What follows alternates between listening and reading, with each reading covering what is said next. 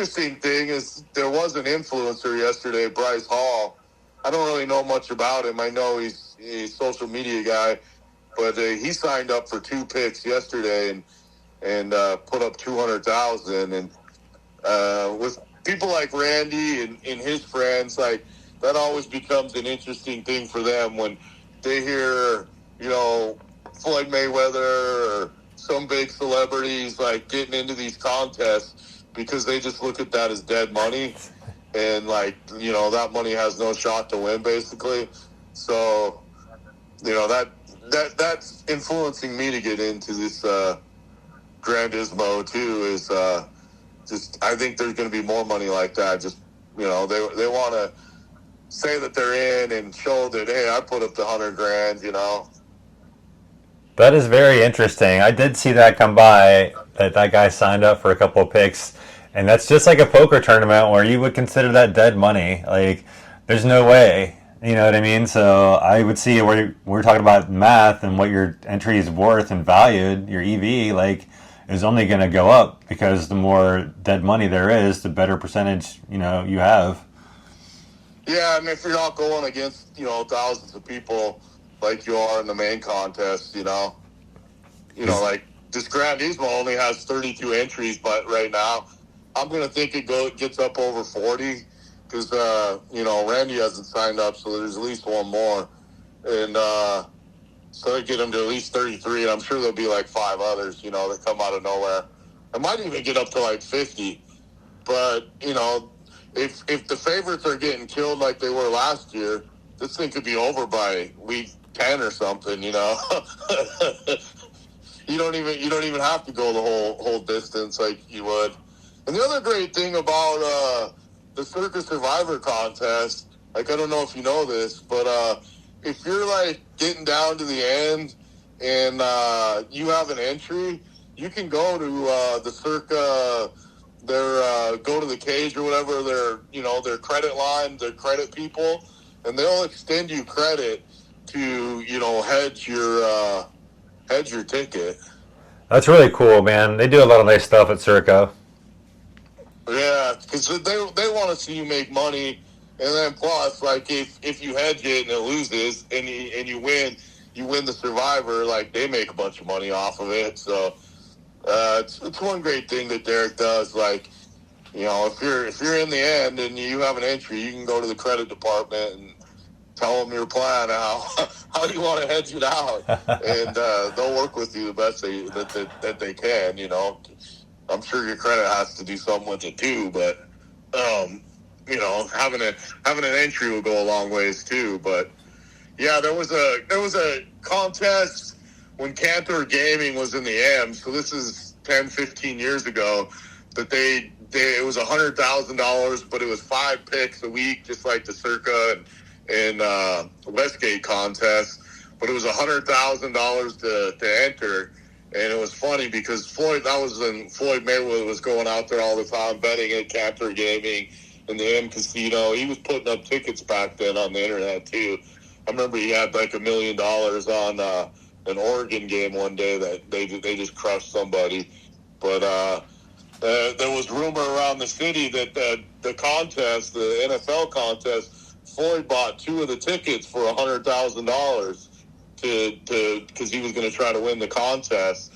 As soon as the Sharps found out that, they all got in. But really, not everybody got in, because there was only like 6 or 7 people total that got it. But Randy and Bill Krakenberger, they partnered up on one, and they actually won that thing.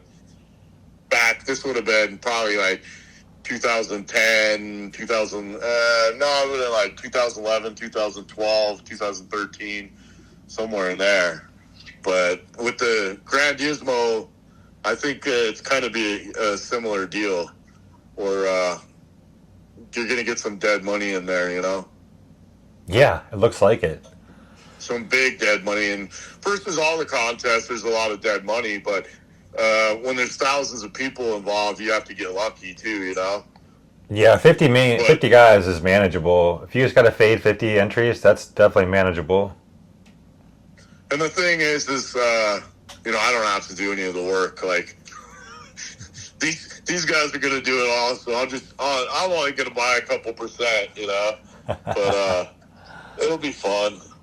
But shit, the way I look at it too is that if you have 1% for $1,000 and it wins $5 million, that's $5,000. You know, you 5x.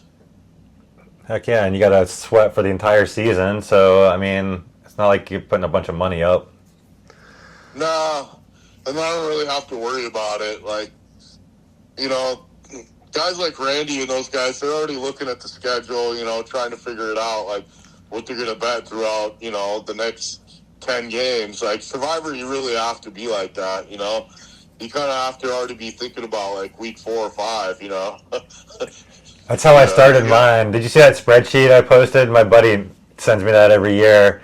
And I always start at the end of the season and work my way forward to the week 1. And of course I do it a few different times, a few different ways. But honestly, like if you're serious about it, like that's kind of, I don't know, you got to definitely be playing some chess, saving some teams till the end. And this year, man, especially like it's rough with Thanksgiving, with Christmas Day games, with all the stuff at the end. Like with the uncertainty the last week or two, who needs to win, who's already resting guys, like it's a lot. Well, and then, yeah, you have to, with Circa, they make it tough because you have to have the Christmas games, the Thanksgiving games, so you have to save those teams. If you get to Christmas or Thanksgiving, you don't have any of those teams, or you have just some shit team, like, you're kind of screwed, you know? That's another part of my plan is to save a handful of good teams, especially the ones that play on those days. So when I go to either sell off percentages or sell off my entire entry, that's a selling point. I can be like, look, you still have Dallas and Kansas City and all these teams you're going to need on Thanksgiving, and Detroit you're going to need on Thanksgiving and Christmas. For sure, 100% that you can definitely figure it out. And like, you know, there's one way to figure like how many entries are left and say you know you own a solid share of that, but you have to look at all the entries of what teams they have left, and some you know entries are going to be more valuable than others because they used all the good teams already and don't have, you know, solid stuff going further, you know. Absolutely. But yeah, it's definitely a fun time of year, you know. It's, you know, these contests can be life-changing money, so, you know, it's definitely something to be fun with and get involved with. You know, at the end of the day, you know, you go to the casino and gamble all the time, or maybe you throw $1,000 on a game or $500 on a game, you know, but there's not really much you can win there except for another $1,000. But, you know, you get one of these contests all of a sudden at the end of the year, you could have some big payday coming, which is pretty nice. Like I've only been fortunate once. We took 8th in the Westgate for $60,000, but you know it's a nice thing to have at the end of the year.